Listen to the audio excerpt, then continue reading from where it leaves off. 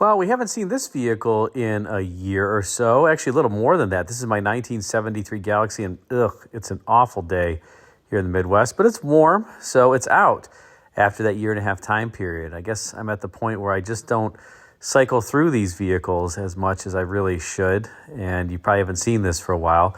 But I thought I'd talk a little bit more about it as well as some of the styling features associated with it. And I originally had done the audio for this video live, but all of the bugs were making too much noise. It didn't pick up my voice all that well.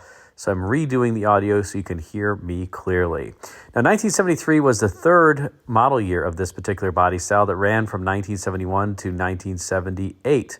That, by the way, is my new 2017 LaCrosse that I procured, which I love. God, that's a great new old car or old new car, however you want to think about it. In any event, back to this 73 Galaxie. Well, this, as I said, was the third model year for the Galaxie, and it was a very successful one. This is a rare one because it's a hardtop, a true hardtop, not just the pillared hardtop. Got the big bench seat there, and that pillar that I just pointed to is movable. So when I open the rear door here, notice it moves out of the way.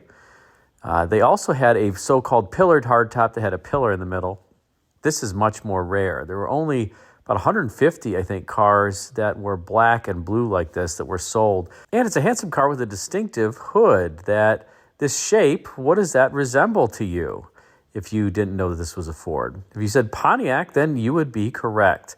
Now, there is some interesting history associated with that because Ford Motor Company was led for a while by a gentleman who had the name Bunkie Knudsen, who was formerly Pontiac's division chief, later was, I believe, chief of GM overseas operations before he was recruited to Ford by Henry Ford II as president. And he basically became Lee Iacocca's boss, which you could imagine did not endear him to Iacocca. And Bunkie also just didn't have the greatest personality. He was a pretty abrasive person when he came to Ford, brought in a lot of people from GM, including some designers like Larry Shinoda, who also had abrasive personalities. And eventually, Lee Iacocca basically gathered everybody up, and despite him reporting to Bunkie, was able to tell Henry Ford II, look, it's all of us or him. Which do you want? And Henry Ford II ended up firing Bunkie Knudsen. But not before Bunkie would have a pretty profound impact on Ford styling.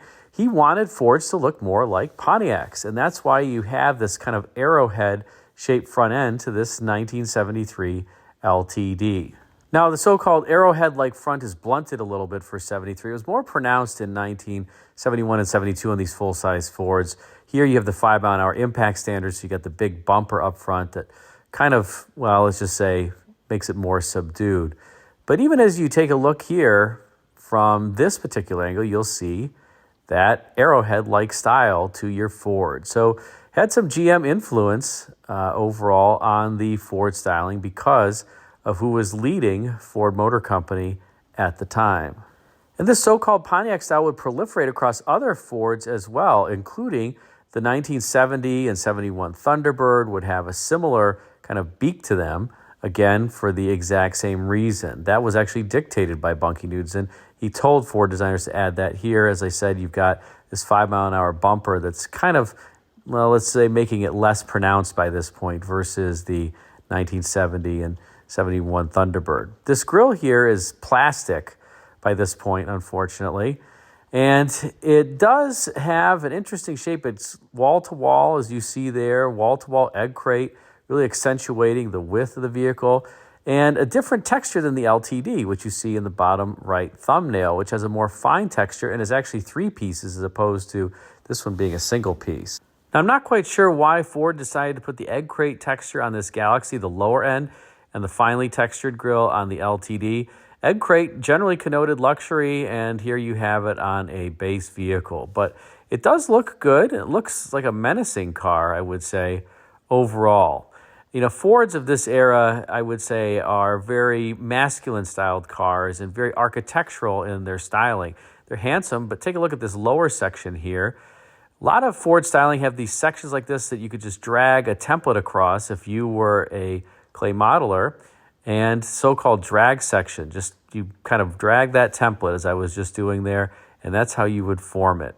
That was kind of how Ford executed styling back in the day. They had A lot of engineers and technical folks as opposed to fine artists who were doing their clay modeling. And so that just drove a different look to the vehicles than what you would find from General Motors that often had, I would say, more complex surfacing. And I say complex not necessarily meaning better, just different overall. Now here in this model year in 73, they went to this kind of door handle. I don't know why. It was flush before in 1971 and 72. This one looks okay. I actually prefer the flush door handle, but oh well, it's no big deal. They both look fine and work fine. Now, as we look here, there are some interesting surfacing elements. This kind of four-fendered look that starts with this feature line that goes all the way back from that rear door. And notice it kind of tapers inward. The body's tapering inward as it goes rearward on the car, just helping provide a better look for the vehicle. Imagine if there were no taper, your eye would kind of view it almost as expanding outward. And here you get a little bit of a flare around the wheels. Now you also have, I would say, a kind of typical Ford theme of this era that you can see in this rear three-quarter view that goes down and then up and then down and up again. Very similar to the 1968 LTD badge that was on the deck lid. See, it's kind of replicated in this 73 Galaxie. And that would be a Ford styling theme for many, many years, this kind of down, up style to the rear and also the front. And it's pretty pronounced all the way through, as I'm pointing out on this rear view of the vehicle.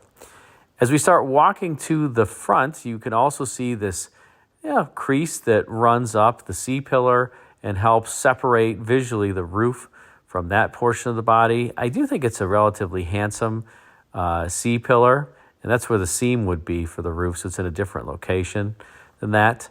You also have a curved backlight, which is pretty surprising. I'm surprised that the bean counters would allow for this curved backlight, because this has to be expensive, much more expensive than just a flat backlight. And you'll notice that it has that midpoint that aligns with the crease, as I showed there. But of course, there's no crease here on the roof, but it reappears on the hood right there. Now, you also have that down, up theme on the hood, except you got this bulge right here that distorts it a little bit, but it's still there. And again, that kind of came with the 68 LTD, which is one of my all-time favorites. And of course, you have these lions with this red badge here. I have no idea what they are doing, but they are on these Fords. They're also on the LTD. Now, in 73, there was no stand-up hood ornament. You would get one in 1974. I suspect that this was still the Ralph Nader era, and they didn't want to have the hood ornaments. Hood ornaments kind of went away for a number of years on quite a few vehicles before reappearing in the early 1970s, and that was really as a result of that Ralph Nader unsafe at any speed emphasis on safety. Now, take a look here. This is a plug in the fender. This car doesn't have a radio, but it has this plug. So on the assembly line, they could have saved an operation and not stamped out the fender or punched it out so that there was a hole, but they clearly did. And didn't matter if you got a radio or not, your fender was getting a hole, and if you didn't get the radio, you just got this plug placed back in. It's pretty amazing that somebody did the analysis and that was more efficient. Now, you also have this trough area that you can see that I'm pointing to on the 73 Galaxie, kind of concave surface here. And that resembles a little bit what you would see on 1961 Continentals, and Lincolns and Mercurys would have a more pronounced trough that was often accentuated by a peak molding. But here you get a little bit of it on your Ford. So the Fords didn't have that full trough. But this one, it's relatively pronounced. Just not as pronounced as what you get on the Mercury and Lincoln. And I love this little crease that fades away gradually on the C-pillar. It's just kind of starts out of nowhere and then begins and goes forward all the way to the fender edge. And as we walk back to the rear, we're going to see that, well, the bumper offset here is not the same as it is in the front. That's because there was not the 5-mile-an-hour impact standard in the rear yet in 1973. It was just in the front. And I don't really like this gap here that's between the deck lid and that trim panel.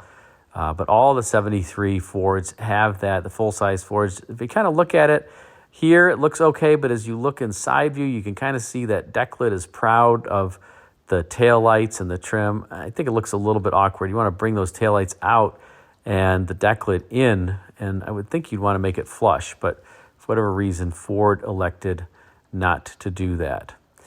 Now, as we look inside, this car doesn't have too many options, but it has the automatic climate control, it has no radio, no clock, has the full vinyl seat, the 400 cubic inch engine under hood, and wheel covers, and that is about it. Manual everything else. And clearly, you have no lumbar support or lateral support on this bench seat. It's not horribly uncomfortable, but notice that little design there where the radio is supposed to be, and then there's just a plug for the clock. I think this was owned by a Mennonite farmer, and he must not have known that the automatic climate control used electronics. This dashboard, by the way, was designed for serviceability. You could get any of the light bulbs out in this dashboard relatively easily. That was something that Ford started with this 1973 dashboard. Prior to that, they really didn't design the bulbs to be replaced very easily. So here they were thinking about serviceability, and you just take that trim panel off and you can get to the lights if you take that panel off that I was just pointing to there. And now let's back away from the front and take a look at the rear after we close the door here. And you'll notice I've got a cool floor mat back here on the rear that has a neat logo. That's the Ford GT40. It's an original Ford mat for the car. Pretty spacious back here, although the Fords had relatively short wheelbases, 121-inch for the Ford, 124-inch for the Mercury, 127-inch for the Lincoln. So you got more wheelbase with the more expensive cars that you procured from Ford. And at this point, by the way, the wind starts to pick up, and the sky's not looking very good. So I'm going to hurry up the video a little bit, but let's take a look at the inside here, and I'll transition to the live audio and the wonderful tones of the seatbelt buzzer to start. And of course, you get the fasten seatbelts. Let's start this up.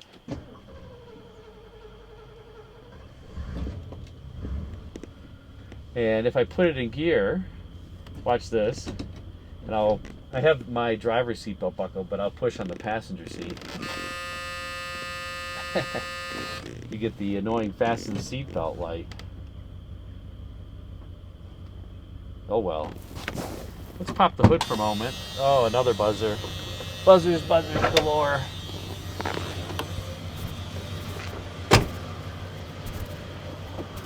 This 400 is a great engine. This performance basics. And here you have the 400 cubic inch 2 Venturi V8. I apologize with the engine noise. It didn't pick up my voice very well, but it's made around 170 horsepower, more than the 351 cubic inch V8. And it had a similar torque rating as the 429 cubic inch 4 Venturi engine. I think this one made about 314 pound-feet of torque, and the 429 made 320 pound-feet of torque. So you don't quite have the horsepower. The 429 was about 202 horsepower, but close on the torque ratings between these two engines. And you have the 2-piston style air conditioning compressor. These are great for heater core replacement because there's just an access panel right there, and you can take the access panel off and replace the heater core. Of course, the Ford style power steering pump that always has a slight whine, especially in cold weather. That's why Ford would eventually go to GM power steering pumps. And they'd go to Harrison air conditioning systems too. Of course, your typical Ford starter relay on the fender makes it very easy and nice to hot wire. I shouldn't say that, but I did.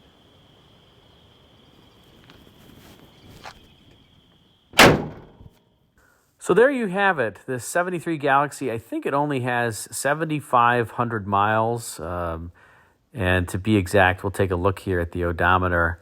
I think it's 7556. So very low mileage car. You can tell, look at the seat. It's brand new. Headliner is brand new. Car drives great, runs great. Still has its original exhaust. And we'll take it for a little spin here. Just a sweet car. This does have the optional ride and handling package too. So it does handle decently well. The limiting factor here is the bench seat. You just slip around. There is no lateral support, nothing. So the limiting factor is your ability to stay in the seat. Oh yeah.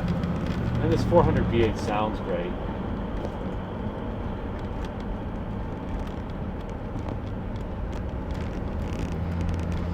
In any case, hope you enjoyed the look at this 73 LTD yet again. We'll try to drive it a little more, but at least you got a little look to see what's up with this car. If you want one of these cars are still relatively cheap. This era of Ford from 71 to 78, I would highly recommend, if you're going to get one from 71 to 3, maybe even 4. After that, they started really cheaping out on some of the componentry and the sound deadening and the sheet metal.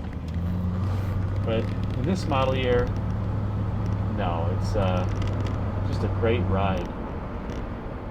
Thanks again for watching.